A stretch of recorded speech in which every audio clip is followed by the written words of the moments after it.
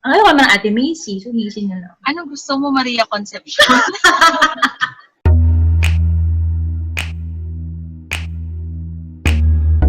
Alright everyone, good morning, good afternoon, good evening. This is BA and welcome to my channel. Today, I have a very special guest with us. Alright, right now, I'm with the co-owner of Trainings and Beyond. For those who do not know, I also do corporate trainings. And sila, yung team na nag-hire sa akin and really exposed me into this training world. And I'm so excited to be with her today virtually kasi alam ko na marami akong matututunan when it comes to, drumroll please, emotional intelligence. But before that, I'm going to introduce her to you a little bit. She is Macy. Hi, Macy. So si Macy, Hi! isang katulad ko dati when it comes to corporate world, as in sobra talaga siyang magtrabaho, right? From college, sobra na siyang nag-work. And as someone who's very intelligent, yung corporate ladder, madali niyang naakyat. But like me, isa din siyang young mom. You were a mom when you were 19 ba? 20? 20. So yun, mga bata talaga. But Yeah. even so, Ako. she was able to manage her professional life and her parenting life, considering na ang isa sa kanyang mga anak ay diagnosed with autism, na by the way ay sobrang laki na ng improvement. So, kung makikita ninyo, if it comes to intellectual quotient, mataas talaga ang IQ ni Ate Macy. But apart from that, sobrang binibigyan din niya ng value ang emotional intelligence, which we're going to talk about today. So, Ate Macy, how are you muna? Kahit kanina pa tayo nagchichikahan. Hi! Yeah, oo, thank you. Thank you, BA, for inviting me. I know this has been, one of the things in our bucket list of this year. And I was actually thinking sana live, kaya lang talagang hindi kaya. So, go tayo. I'm well and good. I'm healthy, as you can see. I don't think I shed a pound in the last 3 months. Yes, but I'm happy that we are all safe and sound, and despite the quarantine, we can still do a lot of things, especially those stuff that we haven't really worked on because of the busyness of the normal life. So okay ako ngayon, happy to at least, 'di ba, we are doing something related to our normal profession. Yeah. Yes! Parang hindi matatanggal sa atin yung magsalita in front of the public or virtually or to share our thoughts or motivate people out there. Mm-hmm. But you know what? When you told me that you wanted to talk about emotional intelligence, of course, I know it from the trainings. But unfortunately, most of the people out there, hindi masyadong nabibigyan ng importansya to. They know the concept, but they don't know the real value and its importance. Could you please share with us a glimpse of what emotional intelligence is? Yeah, okay. So, simple lang, in a nutshell. So, as opposed to intelligence, IQ, yan, dyan tayo babad kasi bata pa lang tayo, we are already being measured on how we do well in school. So, pag uwi natin sa bahay, our parents would ask, oh, ano nakuha mo sa test mo? Or ano ang grade mo sa recitation mo? Pang ilan ka sa honor? Or gagraduate ka ba na valedictorian? Yun yung measurement dati, di ba?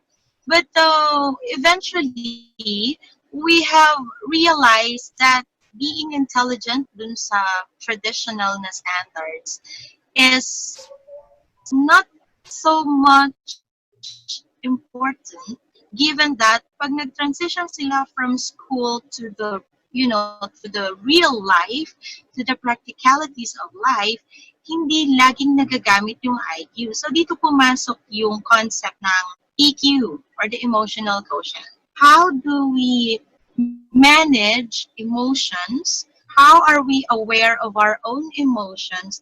And how do we make use of those emotions in positive ways? So yon, in a nutshell, emotional intelligence is about self-management. Yung ako, kaya kong i-manage yung sarili ko. Self-awareness. I am aware of what I want. I am aware of who I am as a person. I am aware of my feelings, and I am aware of my emotions towards others. Yun, self-awareness. And then social awareness is you understanding that the way I react to my emotions can impact the people around me. Social awareness. So that's being responsible for your emotions. And the last aspect of emotional intelligence is yung relationship management. So, di ba, ima-match natin yung aware ako sa emotion ko, naiintindihan ko yung emotion ko, alam ko ang impact niya sa mga taong nasa paligid ko, and that is how I deal with relationships. So, yun yung components, in a nutshell, ganun ang summary ng emotional quotient. So, your ability to deal with a variety of situations without losing your understanding of your own emotions and how you transition those emotions into a positive manner. Kasi meron tayong emotions na destructive, di ba? Like for instance, I feel bad. So when I feel bad, I'd like to throw something. O yan, magtapon tayo ng plato. But that's destructive. You might affect other people. Di ba matatakot sa'yo yung mga bata or sayang yung plato, di ba? Lalo na kung Hermes na plato yan. So, ang sinasabi natin is you are free to express your emotion. You can actually tell other people about your emotions, but you need to channel those emotions in positive way. Ang haba na ng explanation, di ba? So, going back, naalala ko yung sinabi mo at ang ganda niyan. Naalala ko because you are such an achiever back then, nung kabataan mo. Alam mo yan, dami mong honors, lagi kang top of your class. How are you able to gauge na kailangan pala ng emotional quotient? Importante pala to. Hindi pala yung medals ko yung kailangan for me to thrive and not just survive in my professional endeavors. Magandang question yan, BA. Siguro, I went through a lot. Kasi, yun namang pagiging competitive ko sa school, I had a certain motivation. It's not just for the grades. Kasi, I really want to make a name for myself. Yeah. Gusto kong maging successful sa buhay. Like, meron akong idea na, kagaya nito, na I'll be interviewed for something pagdating ng araw. May ganyan akong vision. So, nag-excel ako sa school because of that dream. But eventually, when I was in high school, maniniwala ka ba, I got, yun eh, talagang secret confession eh. No? Nakakuha ko ng 78. Saan? Ano yan ha? Sa home economics? Home economics.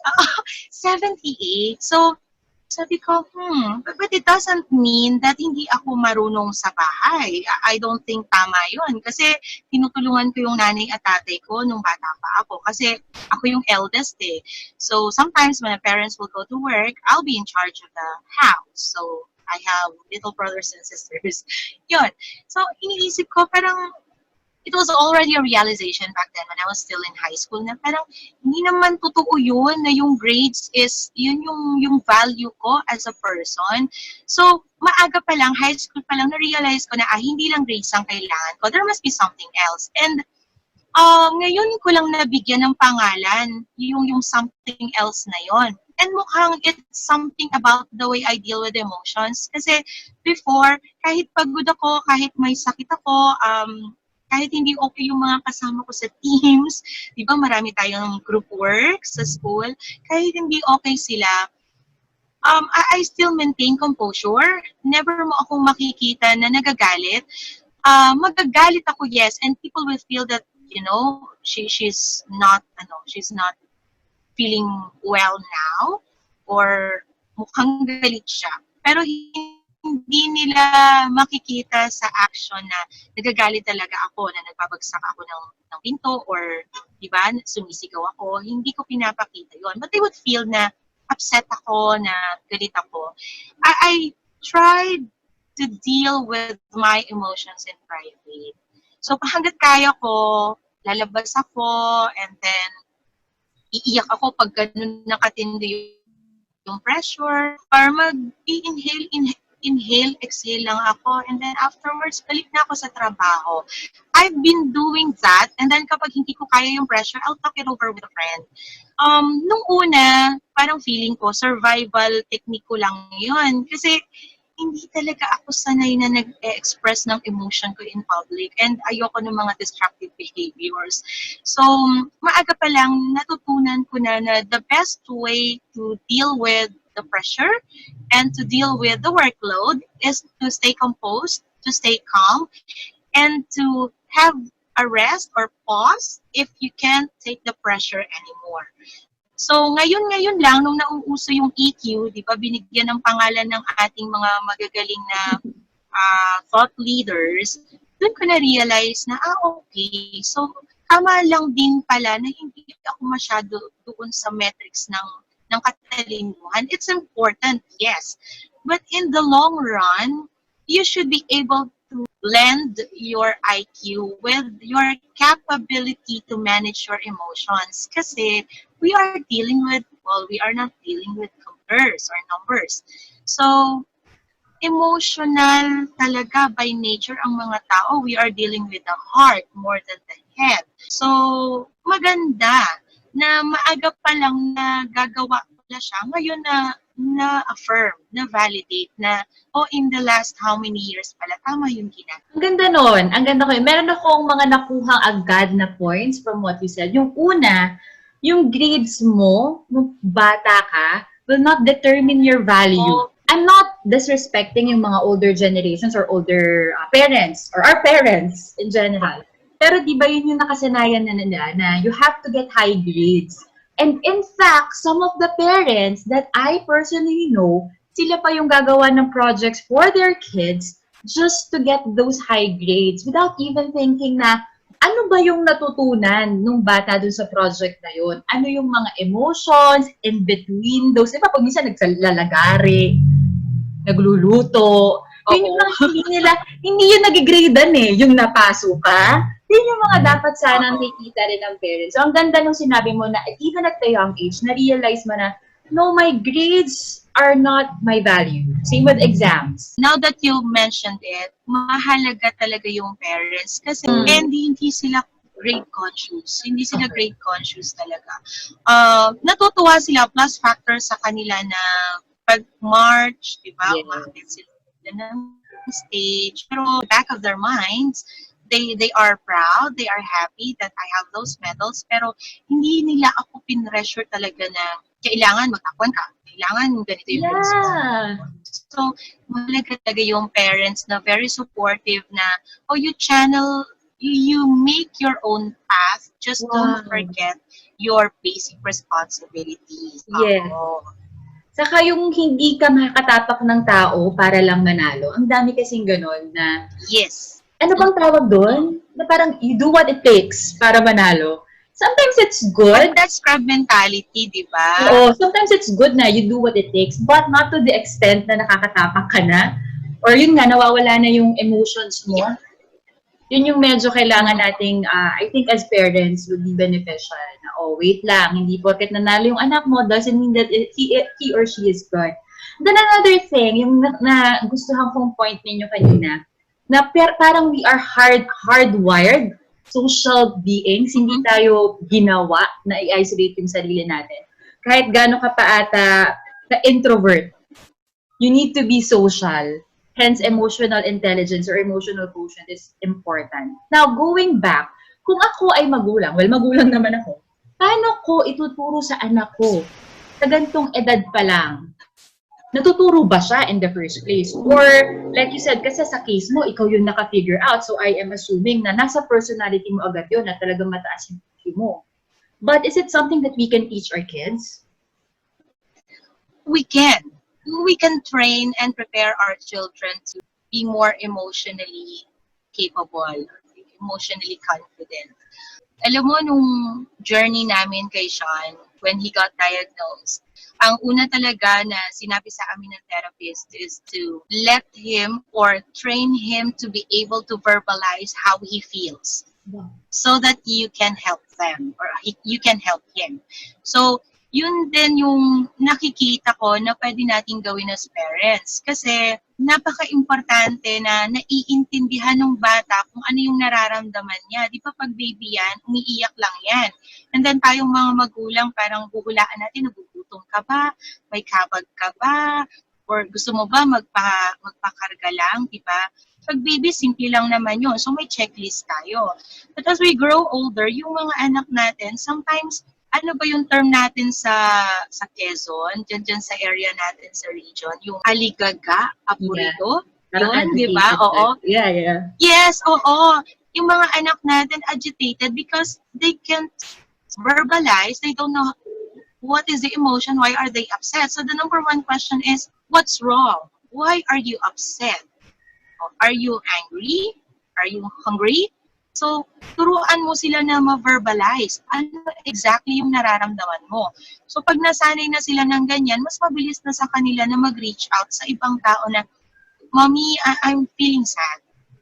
So, pag na-verbalize na yun, it's very easy for us parents to connect to the child, di ba? And support him na, teka, so how can I help you? Anong nangyari? Anong pwede nating gawin? Noong unang panahon kasi, naalala ko lang, di ba, mga traditional parents, kapag nag-behave ka, yung naiinis ka, ang unang sasabihin sa'yo, pag hindi ka umayos dyan, kukurutin kita. May ganun ka agad na probably yung environment na yon hindi na i-encourage yung bata na mag-verbalize ng nararamdaman nila. So it's very important that at the onset, we teach our children, we train them to be aware of how they feel, be able to communicate how they feel to other people, lalo na if they need help to manage that emotion. And to build the relationship based on the understanding of how a person feels towards a situation. So, yung anak ko, pag sinabi niya na I'm upset, okay, so why? Why are you upset? Because baby doesn't want to let me borrow her toys. Okay, so what do you want me to do? Tell baby to lend me her toys. Ganyan siyang magsalita. Sabihin ko, how about you tell baby to let you borrow her toys?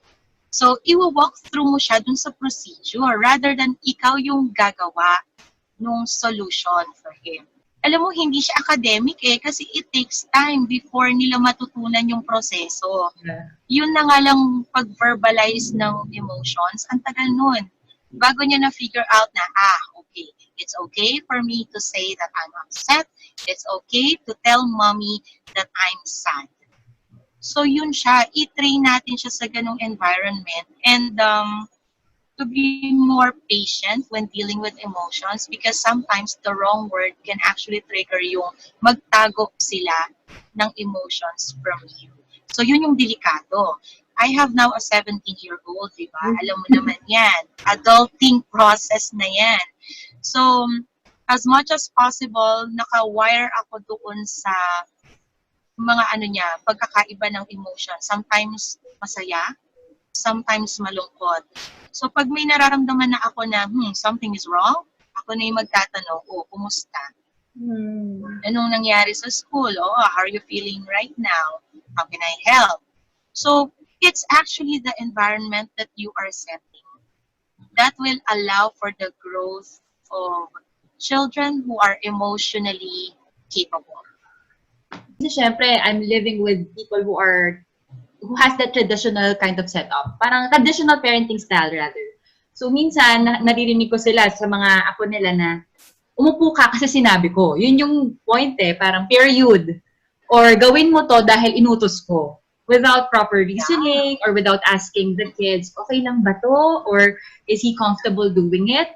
And that is something that I try to practice with my own kids. Kasi nga, naranasan natin, yung generation natin, na hindi tayo masyadong nakakapag-salita or nakakapag-communicate or very open. Sobrang natuwa ako sa sinabi mo, Macy, na kailangan turuan nating mag-verbalize yung mga bata. Kasi yun talaga yung starting point. Yung environment natin, yung magtuturo sa kanila na mas mag-manage ng emotions nila properly.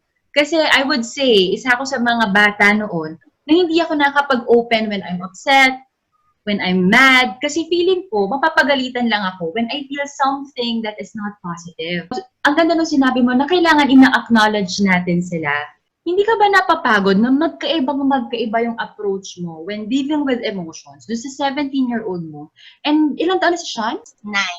And then baby is 5. Baby talaga The youngest is 5. 5.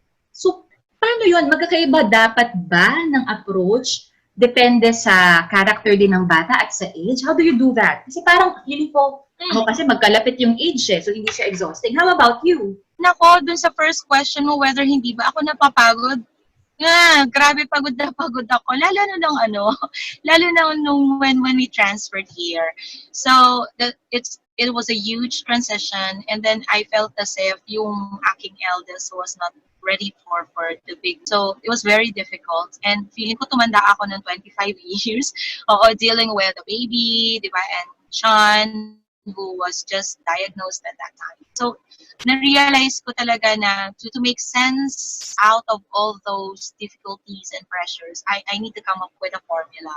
And to your second question, whether dapat ba magkakaiba, well, yung pagkakaiba would be sa age, di ba? It's really more of how do you break down the components into beginner, intermediate, and advanced. Kasi yung mga baby ko, ayan, mga medyo simple pa yan. Pero yung formula, that's the same for all of them. Even to my husband. So, pare-pareho lang yun ang formula. Yung complexity lang. Kasi for kids, ang challenge natin dyan is you need to probe. Kasi hindi pa sila ganun kadaling mag-associate ng emotions nila towards yung actions na ginagawa nila. Pag naman matatanda na, you need to listen to the things that were unsaid. Kasi pag medyo adult na, may layers na yan eh. Yung emotions na sinasabi nila, na pine-verbalize nila, meron pa palang mga underlying emotions. So, the formula will stay the same. They need to be able to really identify the emotions and then maintindihan nila how it will impact other people and how they should be able to turn those emotions into something positive para okay ang relationship nila sa mga tao sa paligid nila. Talking about complexities, yung formula, paano siya? Paano siya ginagawa? The first step is for your child to be able to verbalize yung emotions niya. So, yun nga, kailangan masabi niya ano yung emotion niya. And dapat din siguro ma-condition sila na, we can't do anything about your emotions if you can't tell me what it is. So, yun siya. We train our kids to identify, verbalize what is the emotion. Second is, we should also train our children to be made aware that every emotion that they have may impact doon sa mga tao sa paligid nila. So, dapat yung mga actions na gagawin nila as a result of their emotions should not affect the relationship that they have. So, yun yung 3-step natin na process na paulit-ulit lang natin na ginagawa regardless of the age of our kids. Kasi that will train them na for other people to help you out. Number 2, for you to be able to manage the emotions. And number 3, for you to be able to transition your emotions into something positive, then dapat magtulungan tayo. And yung emotions, they are okay to be discussed. They are okay to be looked into so that together we can help manage those emotions. Mhm. Pero kailangan nanggagaling talaga yon ay dun sa tao na nakakaramdam ng emotion. Nag-school na ba mga anak mo? Speaking of which, ano siya, I plan to like traditional homeschool them instead of the online blended learning.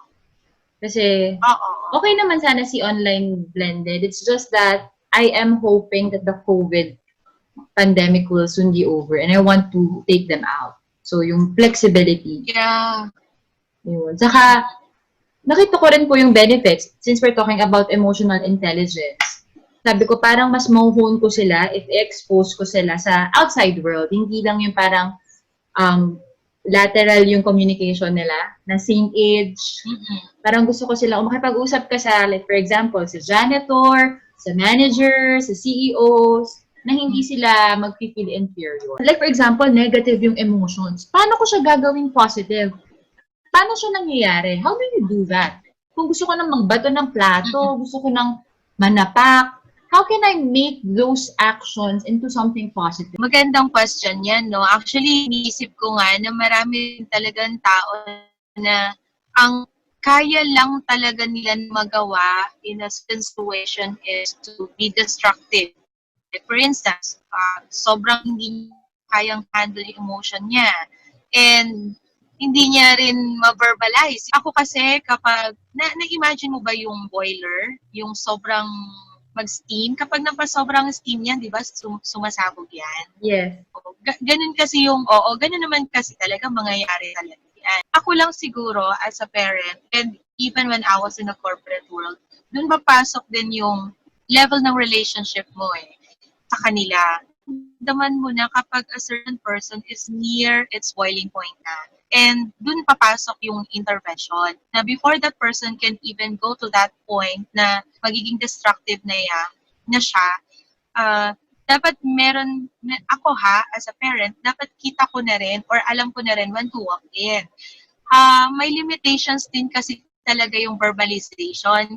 Sometimes the problem could be very complex na even with the verbalization, alam niya yung nararamdaman niya, pero yung how he will manage or how he will respond to that emotion, hindi na rin niya kaya na magstay dun sa positive na spectrum. Ang nakikita ko dyan kasi is babalik tayo doon sa capability pa rin ng ating mga anak, ng ating mga partners to be responsible towards their emotions. Nandun siya Di ba na-mention ko kanina na you are free to express your emotion. You are also responsible for action that you will take as a result of that emotion. Gawin natin yung motto sa buhay na hindi porke na free ka na maging emotional or you are free to express your emotion, you are also free to express it however you choose. Dapat may certain responsibility tayo. So, yung mga maliliit kong anak, for instance, kapag galit, lalo na pag nag-away sila because of, kids, they have something to fight about. Ang una kong itatanong dun sa isa na malapit ng mapikon, yung makikita mo na kaagad mag-throw na yan things. Pag nakita ko kaagad yan, sabi ko, why will you throw that toy? Pag nag-break ba yan, will that make you happy?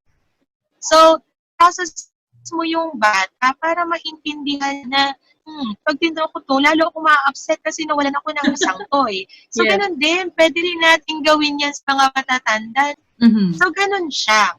May certain obligation. And the way to train our people to understand na hindi ka pwedeng laging emotionally free.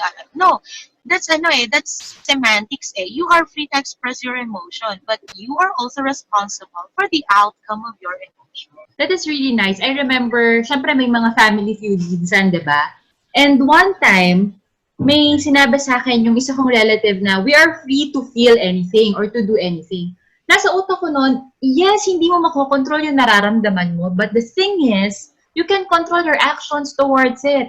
Kung makakasakit ka na because of your emotions, then step back.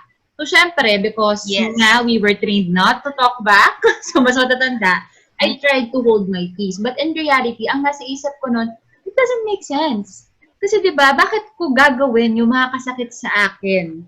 If I could, at the onset, could control it, kagaya mo, you manage it, may mga breathing techniques ka pa. Speaking of which, apart from, stepping back from that environment na sobrang magkakaaway na yung mga tao, ano pa yung mga practical ways on dealing your emotions? How do you do it? Ako, nagsusulat ako, gugure, ganyan. Kayo po, how do you do it?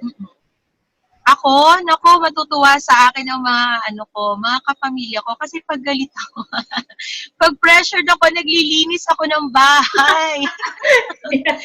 Yun talaga siya. Kasi I'm a fan of Chinese and Eastern principles na you have to let go of the negative energies in your life para maging positive yung buhay mo. So naglilinis ako. Doon ko binivent yung frustrations ko, ganun. Naglilinis ako ng bahay. And then when I was able to still jog around the place, I also do that. And ano pa ba? A trip outside of the city will work wonders. Yes. At pag talagang hindi kaya, tapos may kadamay ako sa aking mga frustrations in life, I'll call a friend and then, we'll eat. Pero hindi madalas. I was about to say that, sabi ko, parang importante rin na meron kang, hindi naman shock absorber, but someone that you can really share your thoughts without judgment. Parang feeling ko at times Yeah. it can be healthy. Maganda yan, maganda yan. Kaya nga ano yan eh, dapat ikaw din as a person, if you feel that, you are emotionally, hindi mo naman masasabi na ikaw na yung role model ng pagiging emotionally competent. Wala namang ganon. Yeah. But siguro, para mas ma-hone yung emotional capability mo, you should also expose yourselves to other people who might be needing help. Kasi nagiging strong ka when dealing with emotional situations because you've dealt with them in the past. So Yes. be a friend to people who will need your help. But you have to try out new things, meet new people. I think you can learn from it as well. Tapos, di ba hindi Mm. naman lahat ng nakikilala nating tao nagugustuhan mo agad? For some reason, unang kita mo pa lang, visit ka na. Diba? And that's actually, Oo. it's a test. It's a test on how you're gonna manage yourself. Na wala namang ginagawa sa akin to. How am I going to manage myself? Parang ganun. Very true. Kasi, nako, mahirap tumanda na napaka-strict ng mga barriers mo sa sarili mo. Oo. The way for you to really have very good relationships are for you to be able to check yourself when you have those biases already. Ganda. So, paano sa work? Kasi tapos na tayo sa halimbawa sa bahay lumabas naman tayo. How are you going to use it? I assume same formula pa rin that you have to manage yourself, you have to verbalize, manage yourself, and then think of the outcomes eventually.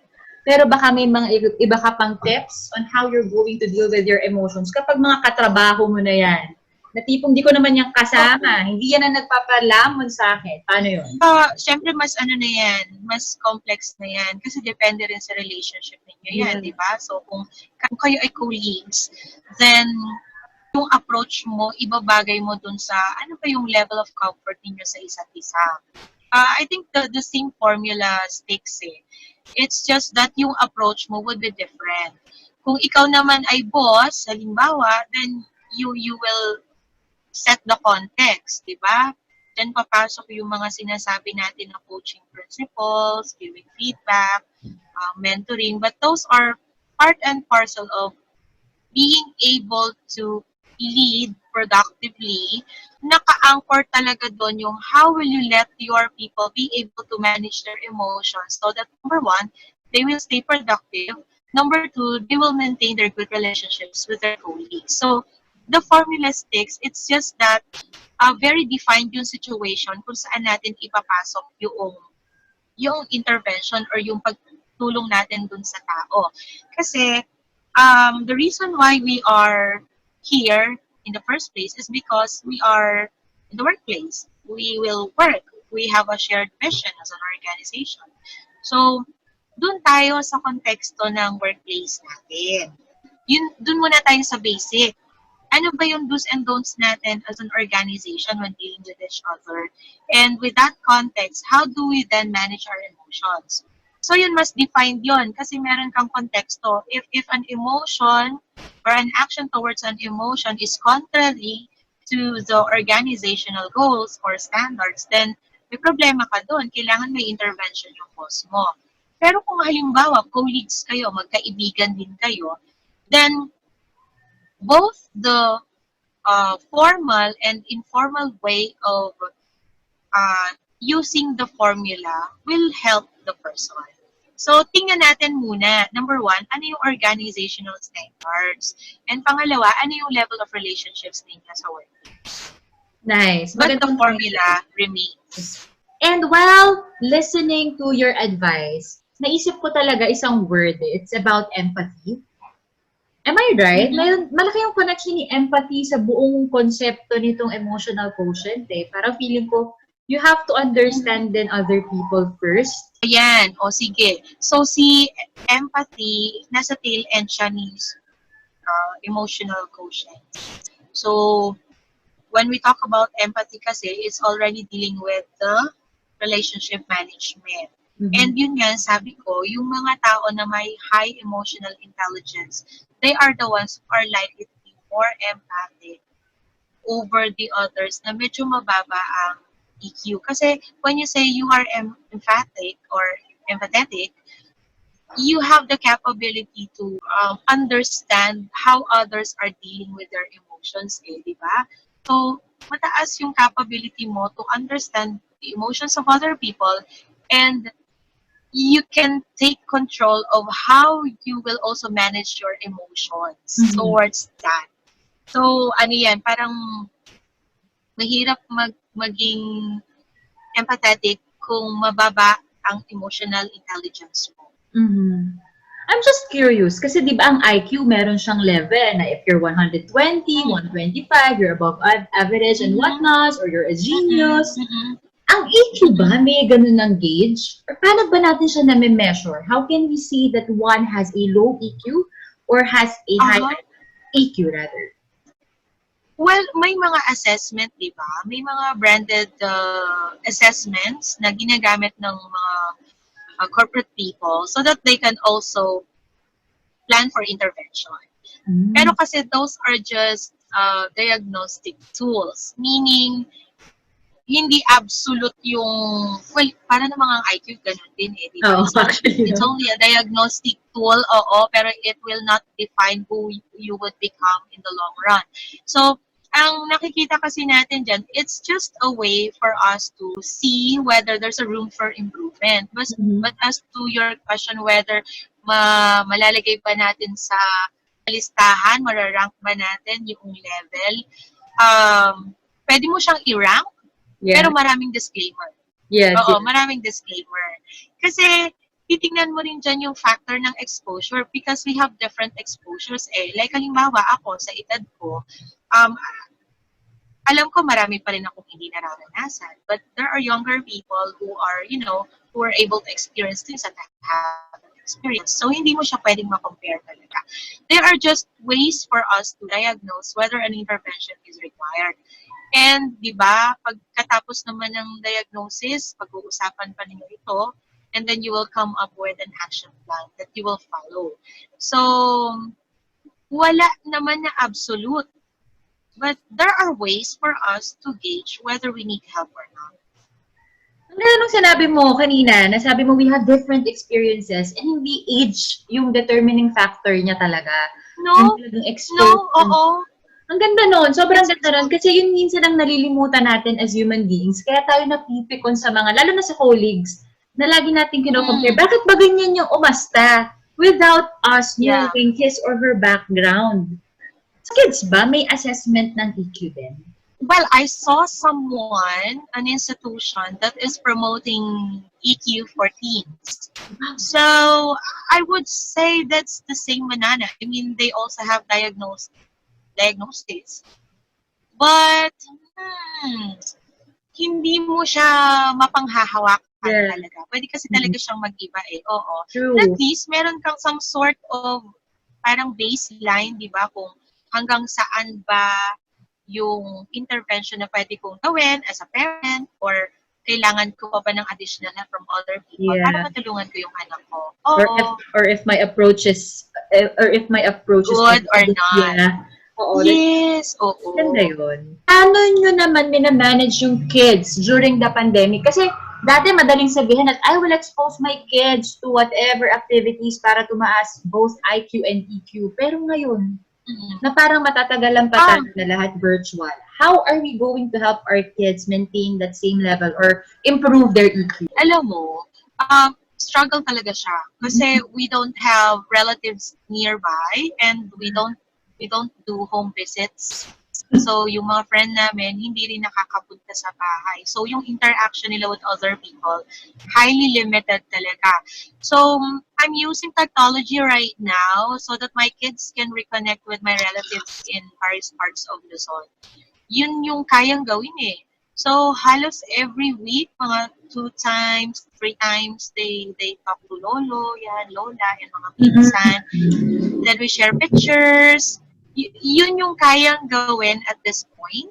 Wala, medyo limited talaga. And then, yeah, sometimes we do have calls with the teachers, lalo na si Shan at saka si Sage na very close with their teachers. So, yun yung mga nagiging adjustment namin.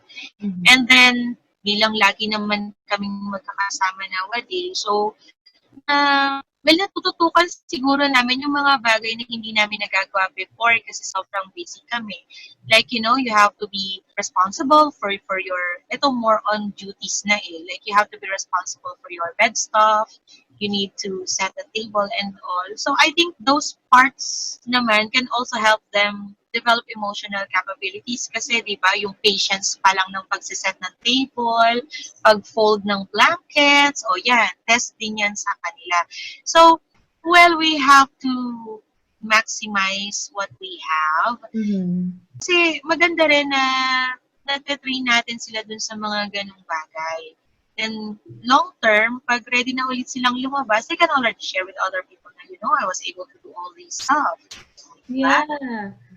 Parang to keep them busy. Pero maganda yan na life skill din yung tinuturo ninyo as of the moment. And lagi ko rin nababasa, social distancing doesn't mean social isolation. So, buti nga tayo may technology. How about 1918 Spanish flu? Wala talaga. So, we're a bit lucky in that sense. Tsaka BA, something siguro na relevant sa maraming parents nowadays, di ba? Yung, because of the pandemic, the isolation, yung mga anak natin na masyadong na-addict sa gadgets. Ako kasi, pag napoprostrate na sila sa games, yung nakikita ko na naiinis na sila dun sa ginagawa nila, kinukuha ko talaga lahat ng gadgets and then ilalabas ko ang watercolors, whatever art materials that we have at home, gawin nyo to. Diyan kayo, I don't want you to hold gadgets because you are being upset. So, Yeah. yun. May hihirit pa dyan, sasabihin pa, Mommy, I'm not upset anymore. No, you were upset earlier, so you have to do this. Maganda yun. So, i-channel natin yung mga frustrations kasi ang nakikita ko talaga, maganda ang technology pero kapag napasobra, naaapektuhan ang emotional capabilities ng anak. Totoo, no? Mapapansin naman natin, and I'm not going to blame the younger generation. It's because available na yung technology. But somehow, they are becoming more impatient. Kasi lahat nandyan na eh. Yes. Google is there. I mean, sa atin, buti tayo, naabutan pa natin na kailangan natin pumunta ng library to do our research. But now, it's very easy. So, makikita natin, wala pang 10 seconds, inis na. Ako nga, di ba, stop lang, bad trip na ako. So, yung tama. Kailangan natin bumalik sa roots, sa basic, para ma-practice yung patience natin. Ang ganda nun. Apart from watercolor, naisip ko nga rin, since I'm going to have my kids homeschooled, mga gardening, kasi relevant siya. Vegetable gardening. Cooking, yung mga ganun sana, diba? It's really nice. Who would have thought, no, yung mga ganong life skills, yun din pala yung mag-teach sa kanila to have higher EQ. Saka, if I may add, gusto ko rin sanang mabago yung thinking ng mga bata right now or even the older parents. Like, for example, nakakita tayo ng basurero or yung mga ganong jobs, blue-collar jobs. So to say. Tama ba, blue-collar? And then, most of the parents back then would say, if you do not study, you will end up like them. Which I think, for the longest time, was okay. But then as we grow older, parang marirealize mo, wala namang masama doon. So, parang feeling ko you're building the character. Diba? Parang ganun iniisip ko na you cannot label a person base sa trabaho or ginagawa. Nag-branch out na lang to, pero naalala ko lang since we're talking about emotions and maximizing their capability to show empathy to others. How do you deal pala kapag minsan, yung mga kids kasi parang hindi naman sinasadya nila, pero at times, they look down on other people. How do you correct them? Na-explain ko rin siguro ng mga bata pa sila na, you look at the garbage collector. If they don't come in, every day, we will have lots of garbage at home. So, yung mga ganun simpleng. That's beautiful. Yung parang, you highlight the value of that person. Medyo mahaba na itong usapan na to, and I'm sure I'm going to have another video with you, but right now, can you please share with our viewers your last tips, your advice, para ma-hone itong ating emotional intelligence? Okay. So, ako siguro as a parent, we should not dwell too much on the metrics. Kasi in time, our children will be able to carve their own path. So yung obligation natin or yung responsibility natin as parents is to raise them well, not according to a certain standards, but according to how we would like to see them succeed on their own. And as a leader naman, whether you are in the corporate or in the business, it's very important that you also set the right example and develop the environment where people can freely express their emotions so that they can take positive actions, and tell them that emotions are entirely an individual's own responsibility. But there is someone who will support them so that they will choose the positive way of dealing with it. Sides of the spectrum na tackle mo. Yung pagiging parent Mm-mm. and yung professional life, which I would say, hindi kasi siya mutually exclusive at times. Mm-hmm. So, kailangan talaga nating mag-gauge din. Thank you, Macy! And definitely, Yes. I will contact you and hopefully by that time, hindi na kinakat yung ating connection para mas fluid. Sure, kahit marami tayong mga cuts, marami kami matututunan because you really gave something so valuable. And I'm really happy that I interviewed you today. Thank you for dressing up. Thank you for being so beautiful today. Yeah. And I'd see Thank you you. soon. Bye-bye! Bye. Thank you.